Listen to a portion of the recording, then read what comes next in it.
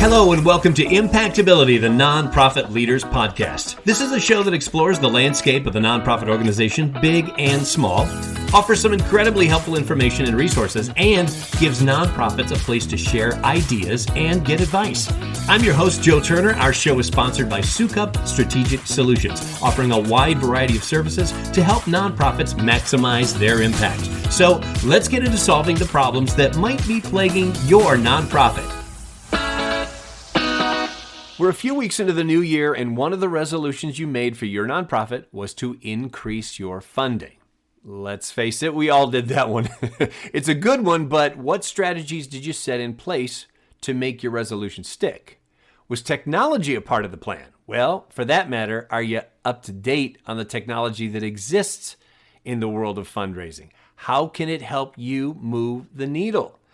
Do not be afraid, because technology is your friend today on the podcast. And to help me prove that is Abby Jarvis. Abby is the Nonprofit Education Manager at QGive.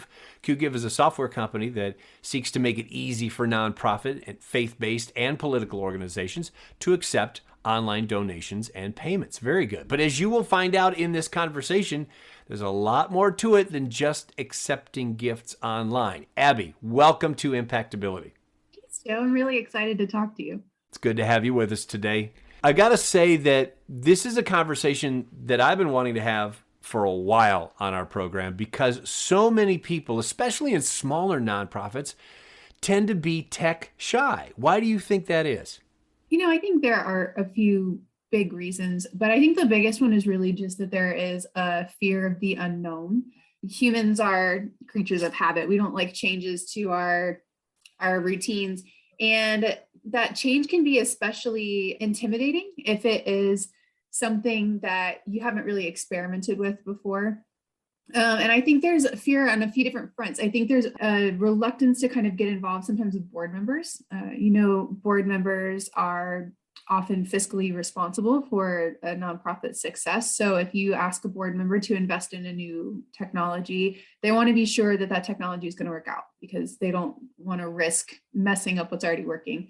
I think there's also a little bit of trepidation for nonprofits, especially small ones that work on thin margins.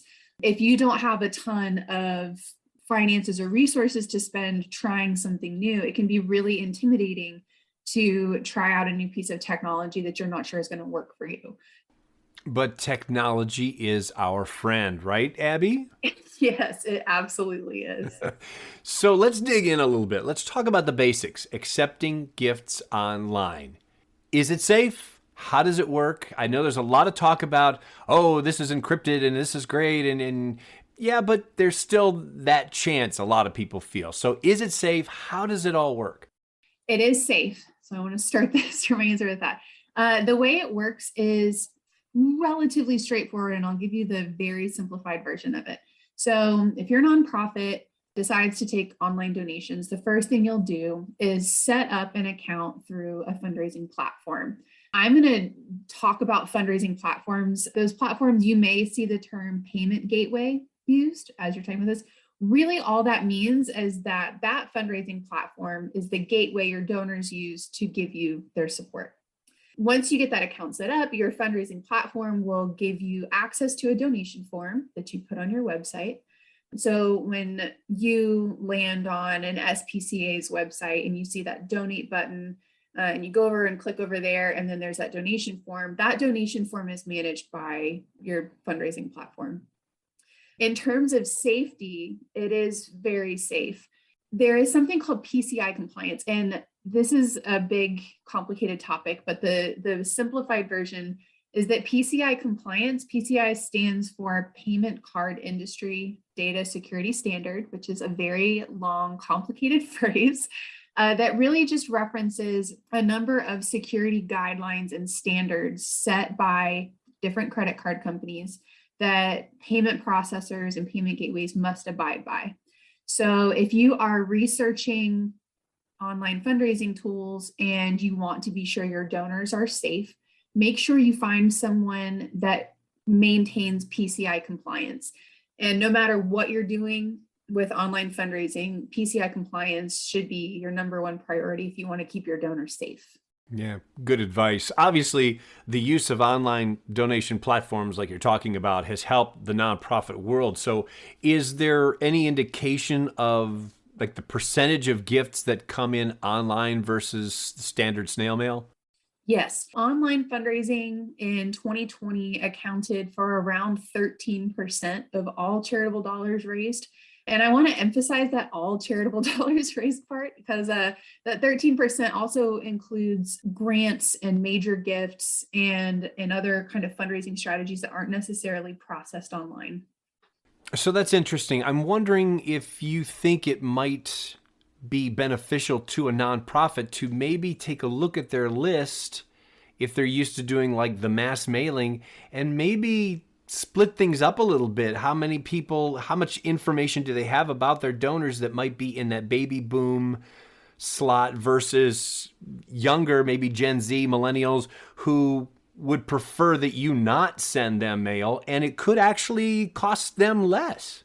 Definitely. I think that would be a really interesting exercise.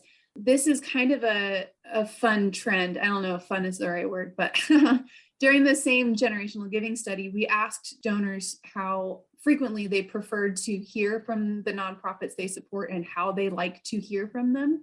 A surprising number of younger donors, so Generation Z, Millennials, and Gen X, indicated that they do occasionally like getting mail updates from the nonprofits they support. But the vast majority of them preferred to visit a nonprofit's social media channels for updates. So we saw that a lot of folks, especially those younger donors, are looking for the combined approach. They're interested in receiving your direct mail updates, but they will seek you out on social media. Baby boomers were very interesting to me because they either didn't want direct mail updates at all or they wanted them very infrequently. So one thing we really suggest a lot to nonprofits, an inexpensive and practical way to figure out what your donors want, try setting up a free online survey and sending a survey to your donors asking how they'd like to hear from you. You may be surprised. They may not be looking for direct mail updates. You might be able to save money on your mailings and send out 1 or 2 mass mailings a year instead of 5 or 6. Yeah. And it makes sense too, because if you have, let's say, 5,000 people in your database and 3,000 of them are baby boomers, you might think to just snail mail and ask to the baby boomers and save yourself that other 2,000 that you're going to print and mail because, as you're pointing out, your research is showing that a younger generation might prefer just doing it all online. Yeah. And I mean, I'm 34. I'm right smack in the middle of the millennial generation. And I love getting occasional direct mail, but I will always respond to that direct mail by going online and donating. I'm guessing that COVID has played a major part in the success of online giving. It has played a tremendous role in the success of online giving and the growth that we're seeing. Last year, we published a research study that examined how donors responded to the pandemic. There's a little bit of background the way we approached it. We sent surveys to our clients and we asked them how they were doing. We asked them what they expected from the pandemic and what actually happened. And then we went through a third party to survey, I think around 1,300 donors and ask about how their finances were affected, how their charitable giving was impacted. And the results were phenomenal.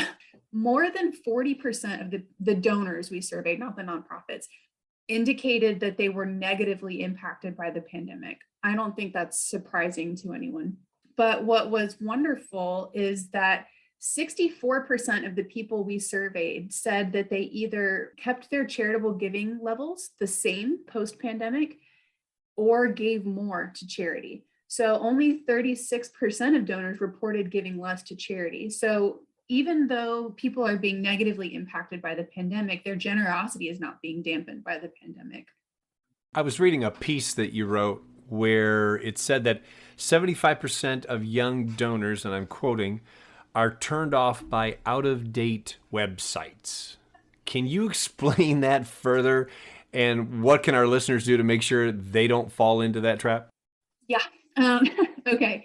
So I'm coming to you now as a millennial.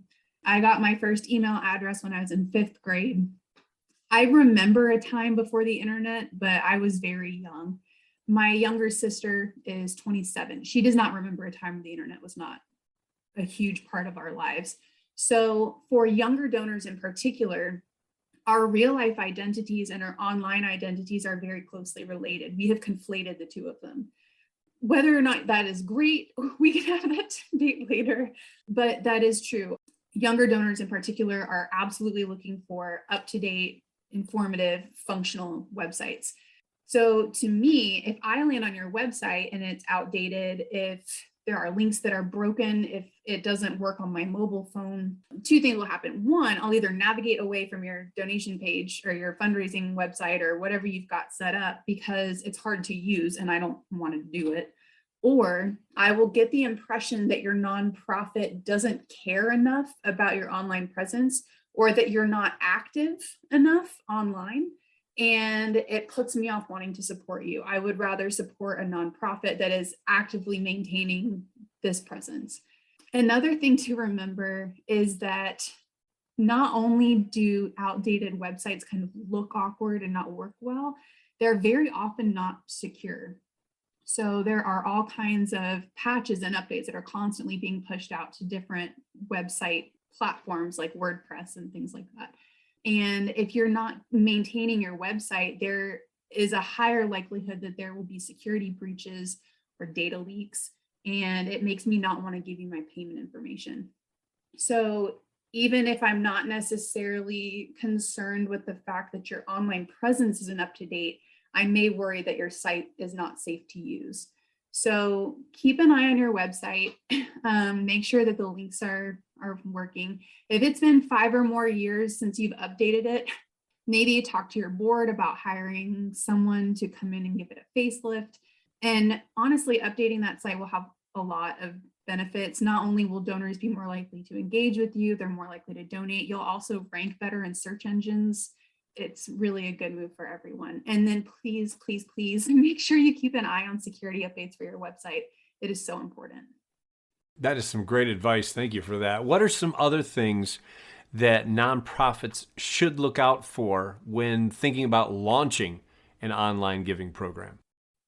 There are 2 big things to remember. One is that online fundraising is not one of those, if you build it, they will come situations. You do have to still market your organization, and you need to let your supporters know that you have an online fundraising page. That's especially important if you have never done that before. If your donors have historically always just donated to you over the phone or in person, they will not know to go look for an online fundraising page. Asking someone to give is wonderful. It's much more helpful if you ask them to give and then give them a way to do it. So when you're sending direct mail appeals, let people know that you have an online donation form. If you're posting to Facebook, share a link to your donation form when you're asking for support. That will help you be much more effective. The other thing to keep in mind is that online donors need stewarding and care. So donors want to know how their money is used. They want to know what the impact of their gift will be. They want to know that you have seen and appreciate their gift. So, direct mail donors, especially if they're older, want or need fewer updates from the nonprofits they support.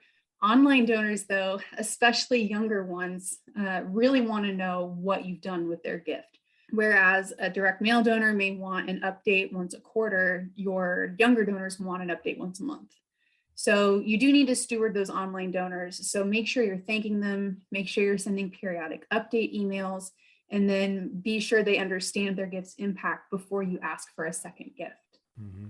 Our guest today is Abby Jarvis. We're talking about online giving, its success, and why you should be doing it if you're not, and what to watch out for if you are. For those of you that feel this is nothing new and you've been doing it for a while, that's all good, but stick around because after this short break, we're going to discuss some of the other tech that's out there to help your nonprofit succeed in fundraising. This is Impactability, the Nonprofit Leaders Podcast. I am Joe Turner, and we'll be right back. Sometimes there's just not enough hours in the day to get the work at your nonprofit done. Soukup Strategic Solutions can help. We handle all kinds of projects, especially the ones you can't seem to get to. Fundraising, marketing, grant writing, communications, and more. With Soukup Strategic Solutions, you'll have a team of nonprofit professionals working for you. You'll have more hands on deck, reduce overhead, and increase efficiency. For a free consultation on how we can help lighten the load at your nonprofit, visit SoukupStrategicSolutions.com. Maximize your impact with Soukup Strategic Solutions. Welcome back to Impactability, the Nonprofit Leaders Podcast. I'm your host, Joe Turner. We're speaking with our guest, Abby Jarvis, about the technology of fundraising. Just a quick reminder, another edition of Coach's Corner is coming up in just a few minutes, so stay tuned for that. Abby, we've been talking about online fundraising, but I'd like to switch things up a little bit. Talk about some of the other fundraising tech that's out there. To start, let's talk about how text fundraising works. So there are two kinds of text fundraising, and they have really similar names, but they work very differently, and there are pros and cons to each. The first style is called text to donate. It's very simple. So if I want to donate to your organization, you'll give me a keyword. So you say, text the word donate to 50155 or whatever the short code is. I send a text, donate to 50155. I immediately get back a response asking me how much I'd like to donate. So I say I want to donate $30. And then I immediately get a link to an online donation form that's already filled out. It's very streamlined. There's not a lot of additional fields I have to answer. I give my payment information and my name and maybe my email address for receipt, and then my gift is done.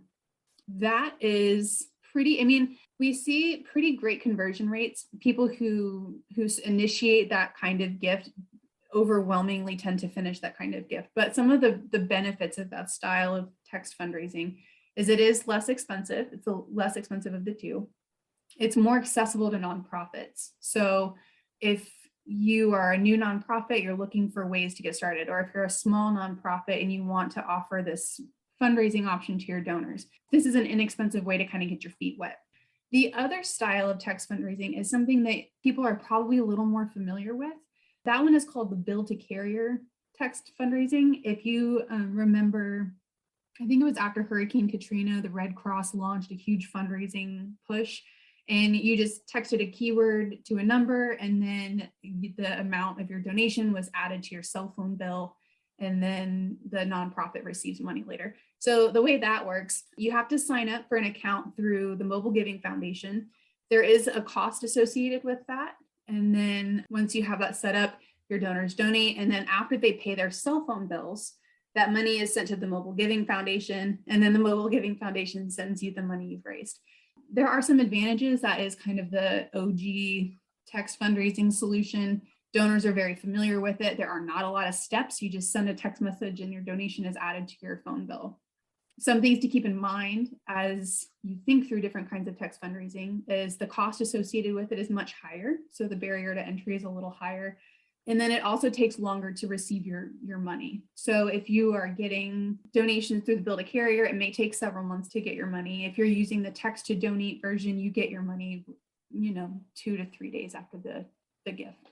We talked earlier about COVID, and because of COVID, a lot of events have either been canceled altogether or they go virtual. And one of the successful elements in an event is the auction. So how do virtual auctions work? Virtual auctions are super cool. So they've got a few advantages, but the way it kind of works for a nonprofit is your nonprofit will set up your auction page. You'll do this through your online fundraising provider. You build your page, you add your event details, cool pictures, branding, whatever you want. And then you will upload your items to your online fundraising platform. You can add pictures, you can add descriptions, you can add direct costs, you can thank the donors who gave you those items. So you get everything set up. You can also, if you have included other elements in your auction, I know raffles are really popular at auctions. Fund a need items are really popular in auctions. You can set those up as well. As your attendee goes through your event, they can buy raffle tickets, buy fund a need items, and then they can also bid on your items, either on a desktop or on their phone. And then as they start winning items, those lots are added to a running tab that they accumulate throughout the event. So if you're buying a drink ticket and a raffle ticket and a couple of auction items, those will end up on their tab. At the end of the event, you close the auction and then the donors pay their tab and retrieve their items. If you're doing a virtual auction, you would contact those donors and let them know how to pick up what they have won.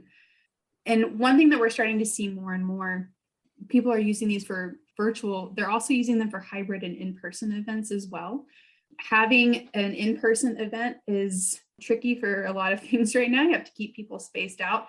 There is nothing COVID friendly about a group of people huddling around a paper bid sheet, but you can keep everyone spread out if it's all on their phones. So we're seeing a ton of virtual events using this. We're seeing a lot of hybrid events doing this. So if I'm at the event and you are at home, you and I can both bid on the same item. And then we're seeing this used really commonly in totally in-person events as well. So people are getting very creative with this tech. So Abby, does the nonprofit get the info collected from the auction? Yes, they should. So an auction platform should capture a participant's name and all of their information. It should also capture how much they spend and any additional purchases or donations they make during the course of the auction. Are there any other new fundraising ideas that you'd like to share? Yeah, so one thing I'm seeing that has been really wonderful and encouraging, honestly, throughout this whole pandemic is the rise of DIY fundraising. So if you're not familiar with the term DIY fundraising or do-it-yourself fundraising, gives your supporters the opportunity to raise money on your behalf. You may have seen this on Facebook, a version of DIY fundraising. If it's my birthday, I'm trying to raise $500 for the SPCA Florida, please donate. That's a version of a DIY fundraiser. A lot of nonprofits use peer-to-peer fundraising tools to do this. So I may decide I want to donate my birthday or my graduation or another milestone. I set up a fundraising page and I share it with my friends and family and ask for support. We're starting to see young donors in particular really embrace this fundraising style. A lot of young donors, particularly millennials and Generation Z donors, want to support nonprofits. They're very philanthropic minded, but they don't have a lot of disposable income, especially right now with a lot of uncertainty going on with the pandemic. So those donors can't write you a $200 check, but what they can do is they can share your work and your mission with their friends and their families and their coworkers and raise money for you. So that's picking up steam. Another cool one that I've seen is virtual food pantries. So, especially for human service focused organizations, there's a huge need for food and supplies for shelters and medical clinics. And what a lot of people are doing is setting up donation forms where they ask donors to buy supplies for them. They're really processing, financial donations, but donors really like feeling like they're helping. So nonprofits can set up different food pantry items that I can buy for them. And then they take that money and buy the supplies they need. Now there's a caveat here. Some donors are very literal. If I go through the checkout process and I'm buying a case of canned peaches, I may want to know that I'm actually buying a case of canned peaches, but that may put you in a position where you have 85 cases of canned peaches and no green beans. So what a lot of nonprofits are doing is they are adding a little addendum to their donation form that says, this is helping you determine helping you envision what you're buying, but really we're going to put this donation wherever we need it. So we've seen a tremendous amount of success with that and a few different organizations. Very sound advice for nonprofits who either have not done anything online before, not sure about it, and those that are doing online giving, some other things for them to think about. Abby, this is great. I'm hoping that our listeners got some new ideas to help them in their fundraising efforts in this new year. Thank you so much for being on IMPACTability. Really appreciate it. Thank you for talking with me. This was really fun.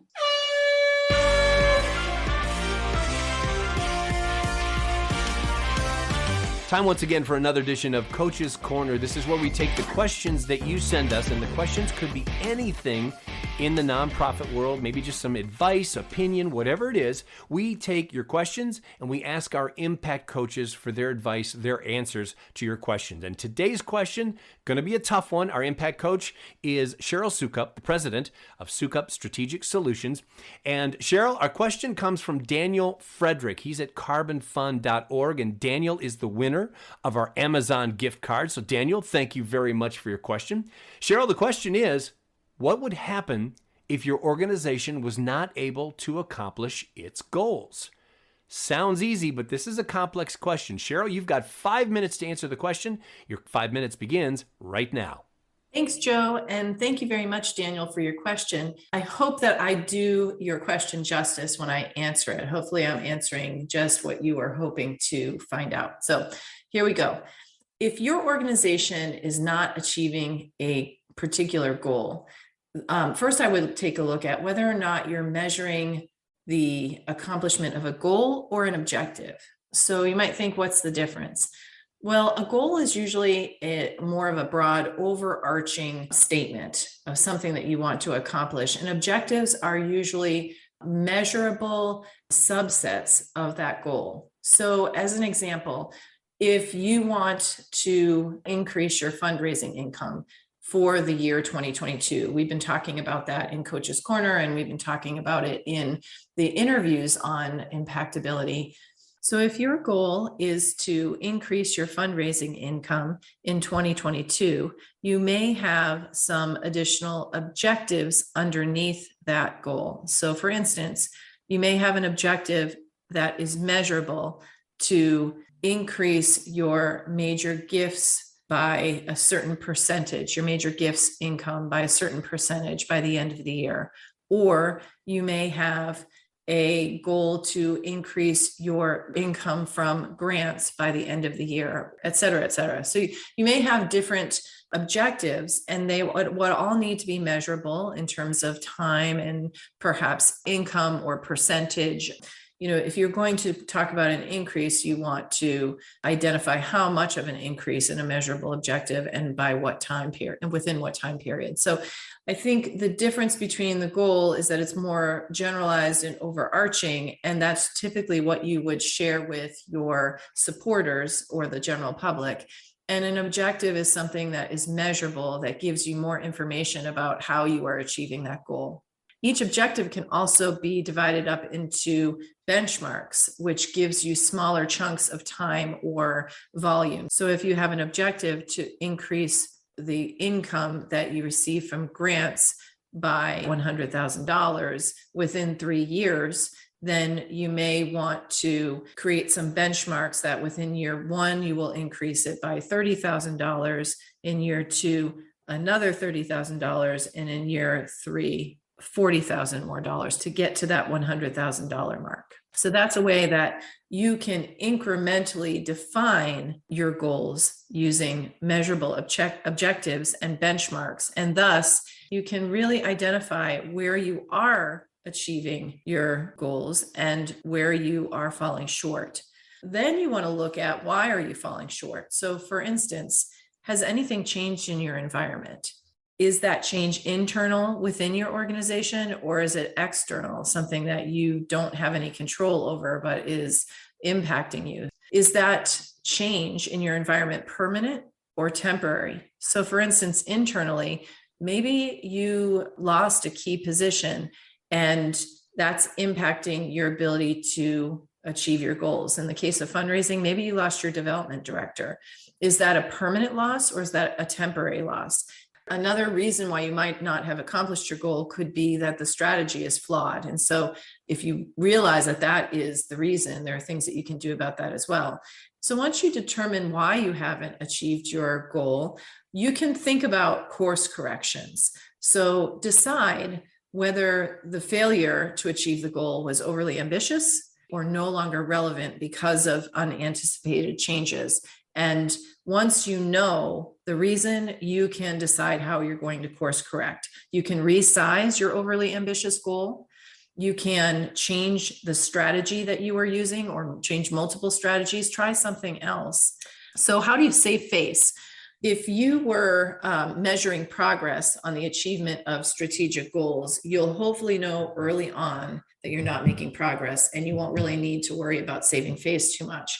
If you're using benchmarks, then you probably know pretty early on, and you can course correct before it becomes a big issue with your supporters or the general public. However, if you are not making those incremental measurements and you don't realize it until it's really too late, and your supporters are going to know about this, there are some things that you can do. First of all, you can promote the accomplishments that were realized and be celebratory about those. You can share your barriers to achieving success with your leaders and ask for their help in removing them. You can share your challenges with supporters and let them know how they can help.